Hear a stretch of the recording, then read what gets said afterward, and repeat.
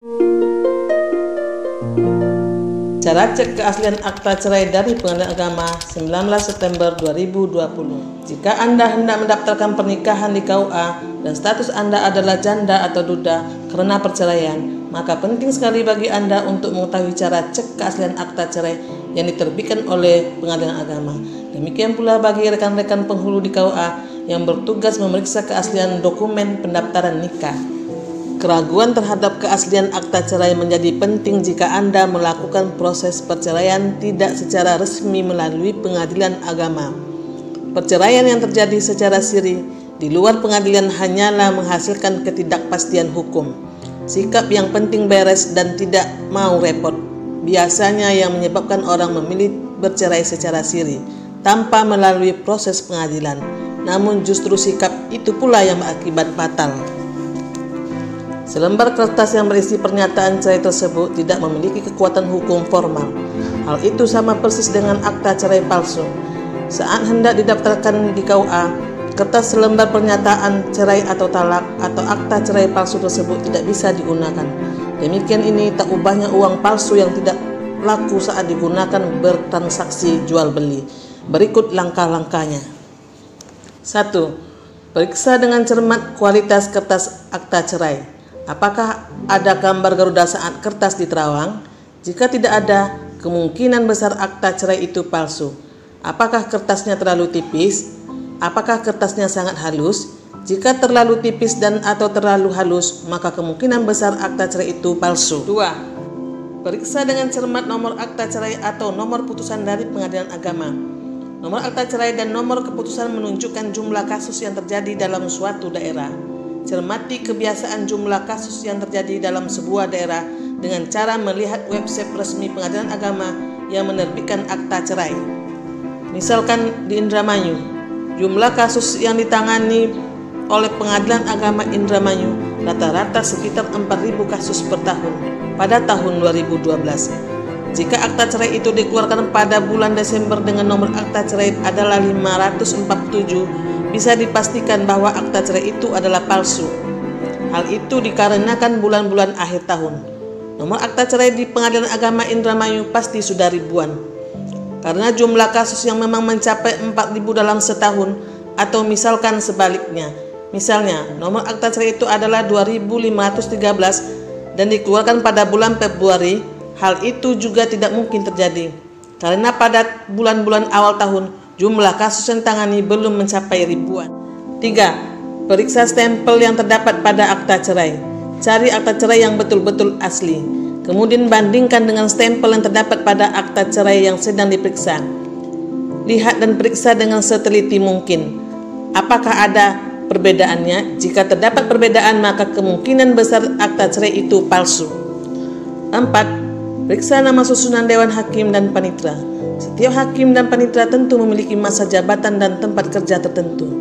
Periksa apakah panitera atau hakim yang tercantum dalam akta cerai tersebut memang betul-betul pernah bertugas di pengadilan tersebut, atau pada tanggal akta cerai itu dikeluarkan. Apakah panitera atau hakim tersebut masih bekerja di Pengadilan Agama? Informasi tersebut bisa Anda peroleh dari website resmi Pengadilan Agama yang mengeluarkan akta cerai. 5. Periksa lampiran keputusan akta cerai. Setiap keputusan Pengadilan Agama tentu ada lampiran keputusan yang mengurai tentang materi kasusnya. Tanyakan kepada yang bersangkutan, apakah sebelum diberi lampiran keputusan atau tidak. Jika akta cerai yang diajukan tidak disertai lampiran keputusan, maka keaslian akta cerai itu perlu dicurigai. Jika disertai lampiran keputusan, periksa dengan seksama susunan redaksinya. Apakah ada kalimat-kalimat yang janggal yang di luar kebiasaan Pengadilan Agama yang mengeluarkan akta cerai itu. Akta cerai yang palsu biasanya tidak mengurai dengan detail latar belakang kasus. Akta cerai palsu biasanya menyatakan bahwa keputusan itu diambil secara verstek. 6. Periksa dengan seksama tanda tangan panitera. Akta cerai palsu biasanya menggunakan tanda tangan yang merupakan hasil scan komputer.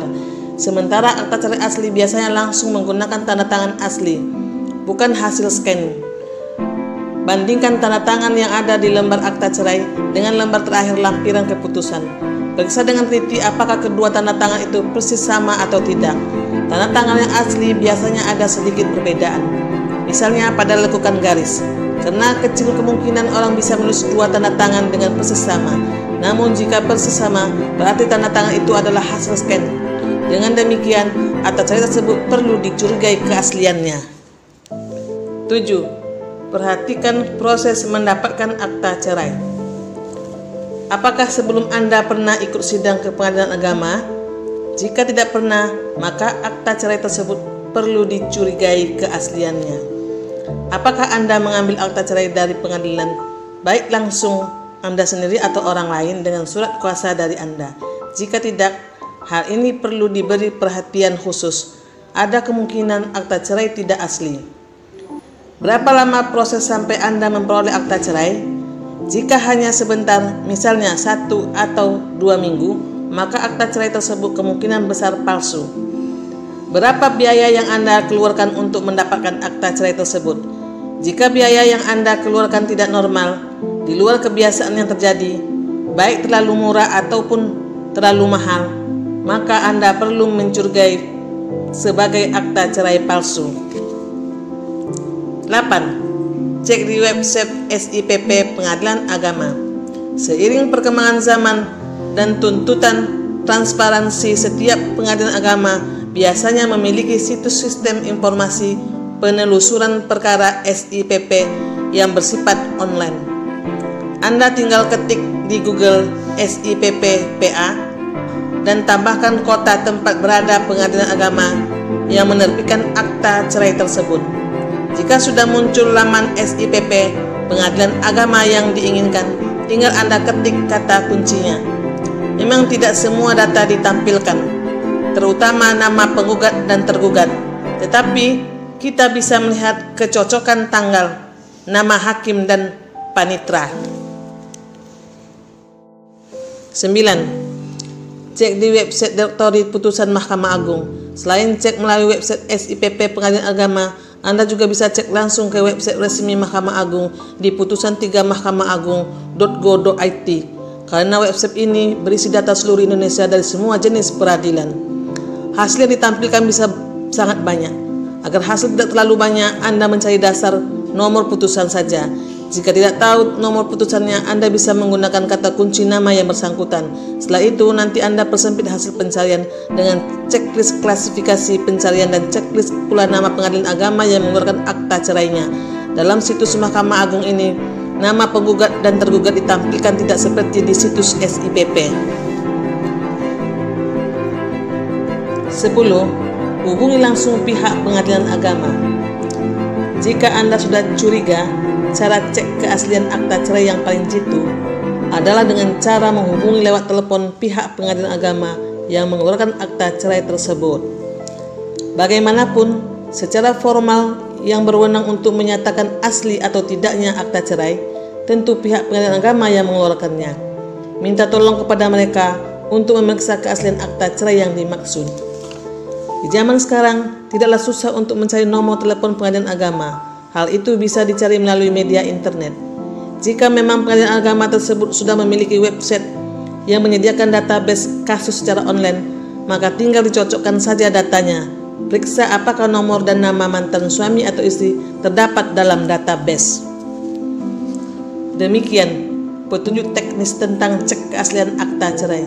Di waktu-waktu mendatang, mungkin pemalsuan akta cerai semakin canggih, sehingga perlu teknik yang lebih canggih lagi untuk menelitinya. Namun, paling tidak, teknis-teknis di atas bisa menjadi bahan untuk lebih berhati-hati.